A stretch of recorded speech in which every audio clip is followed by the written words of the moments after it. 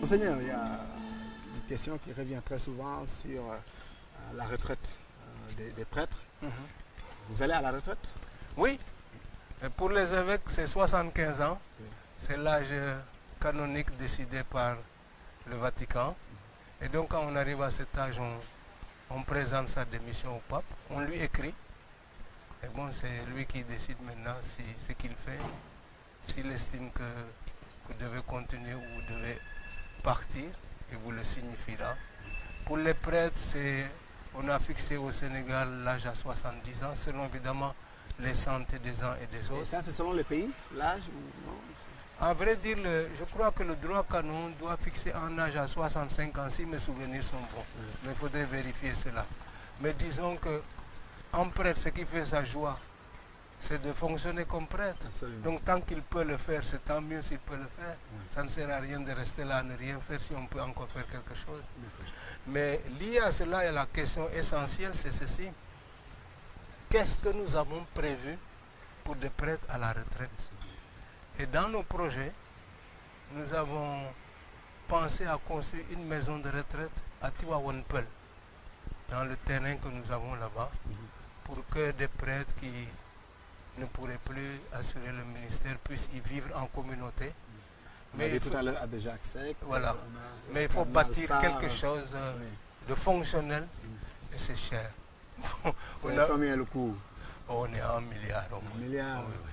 Pour faire quelque chose de fonctionnel, en sachant que bon. Vous pouvez solliciter l'État, le président, par exemple, non? Bon, si c'est possible, en tout cas, on le fera. Il vous entend, hein? Mais ce qui est important, c'est de faire en sorte que ceux qui viennent là puissent être vraiment pris en charge, et médicalement aussi. Il y a la chance qu'à Tiwawanpel, on a une maison des sœurs de Mère Teresa qui sont assez engagées dans les questions de la santé. Donc, pour des soins, je dirais, infirmiers ordinaires, leur proximité pourrait être d'un grand apport si on faisait la maison à Tiwawanpel. Alors, je suis parti en Allemagne il y a 2 ans, en portant plan et devis et tout. Je suis rentré bredouille, bon, mais nous continuons à chercher. Vous étiez allé solliciter qui en Allemagne? Bon, un certain nombre d'organismes allemands comme Missio et puis des diocèses, mais bon, on n'est pas arrivé à quelque chose. Vous n'avez pas essayé ici au niveau du Sénégal? Nous n'avons pas essayé. Bon, on connaît aussi la réalité économique de notre pays. Oui, et puis si on vous aide d'un côté, vous ne pouvez pas trop en demander de l'autre. Voilà. Ce qui nous a été donné jusqu'à présent, nous remercions l'État quand même pour son attention vis-à-vis de nous. Vous voyez, les sanctuaires de pèlerinage, les lieux de célébration, je crois qu'il y a une attention de l'État vis-à-vis de ça. Il y a les sœurs aussi. C'est toujours l'archevêché. Alors les sœurs, vous savez, dans un diocèse, il y a un évêque. Il est responsable de la vie de l'Église dans le territoire qui lui est confié. Mais l'évêque, pour travailler, a plusieurs types de collaborateurs. Il a d'abord ce qu'on appelle des prêtres diocésains. C'est-à-dire ces prêtres appartiennent au diocèse de Dakar. Il a autorité directe sur eux. Il y a maintenant des congrégations.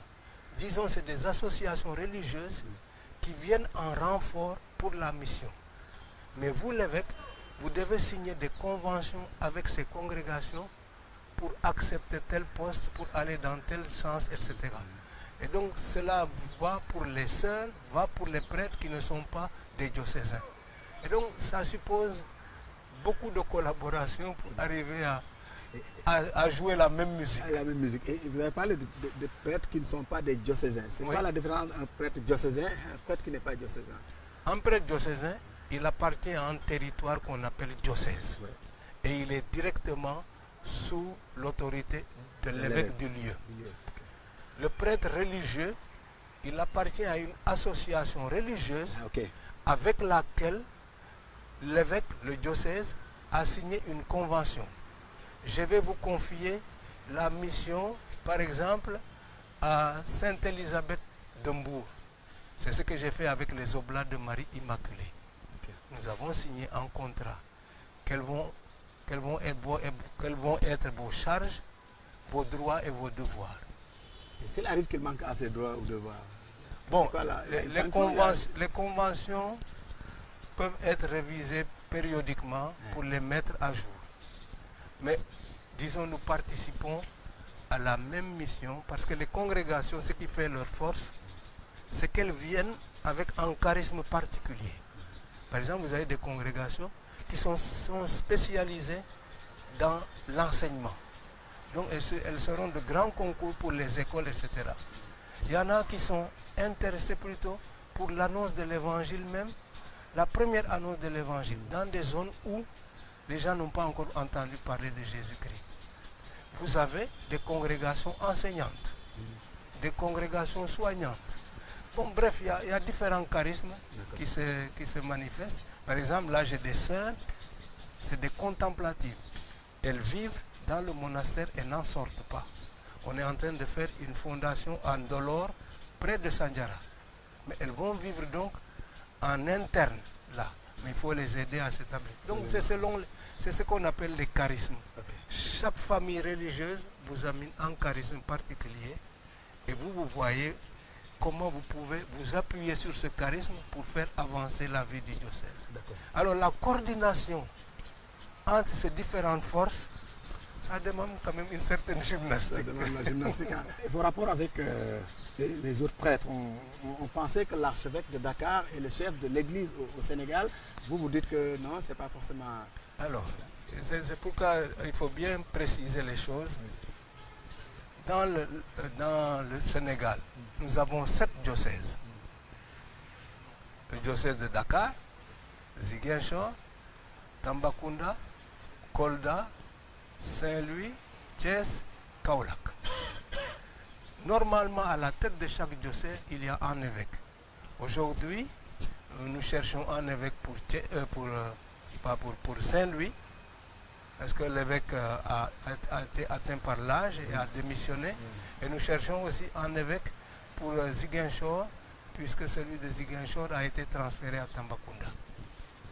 Alors, chaque évêque dans son diocèse est le chef du diocèse.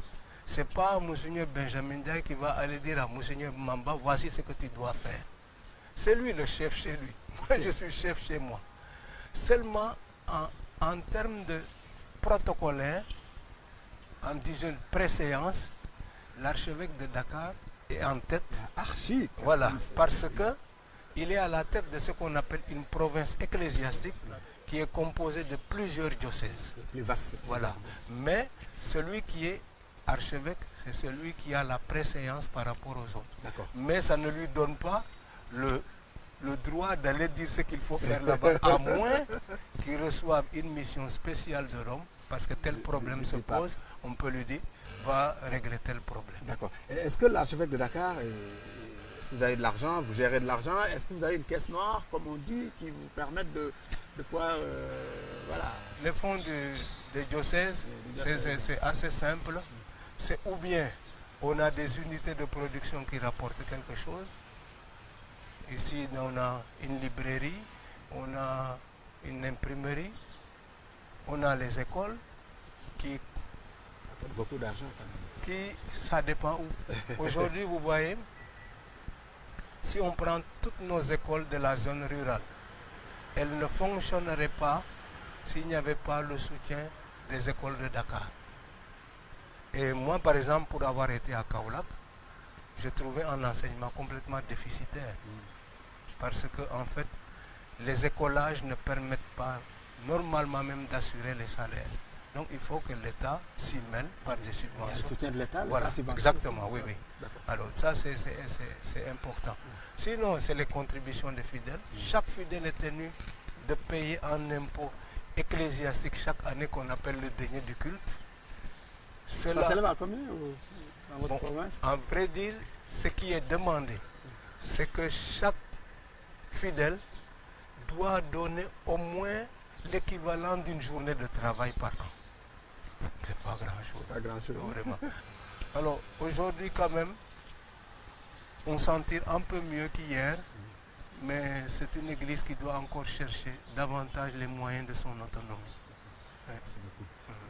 On est à la fin de de cette visite guidée, hein, Voilà. cette visite tout court qui nous a permis de faire davantage connaissance avec vous, hein, la personne de Monseigneur d'abord, et puis un peu la cathédrale, et puis toute la symbolique qui l'entoure. Peut-être un dernier mot, si vous aviez un mot à donner à la communauté au Sénégal de manière générale. Alors, je rends grâce à Dieu pour tout ce qui se fait. Il y a de la vie. Je prie le Seigneur pour que la paix prévale dans ce pays. Dieu nous a donné une culture de paix, d'entente et de convivialité. Et il ne faut pas qu'on joue avec ça. C'est vraiment le souci qui m'habite. Quand on est homme de Dieu, on ne peut que prêcher la paix. Parce que Dieu est paix, alors qu'il nous donne cette paix. Merci beaucoup. C'est sur ce message de paix de Monseigneur Benjamin Ndiaye, archevêque de Dakar, que nous prenons congé de vous. C'est fini pour ce numéro. Nous vous donnons rendez-vous très prochainement sur nos antennes.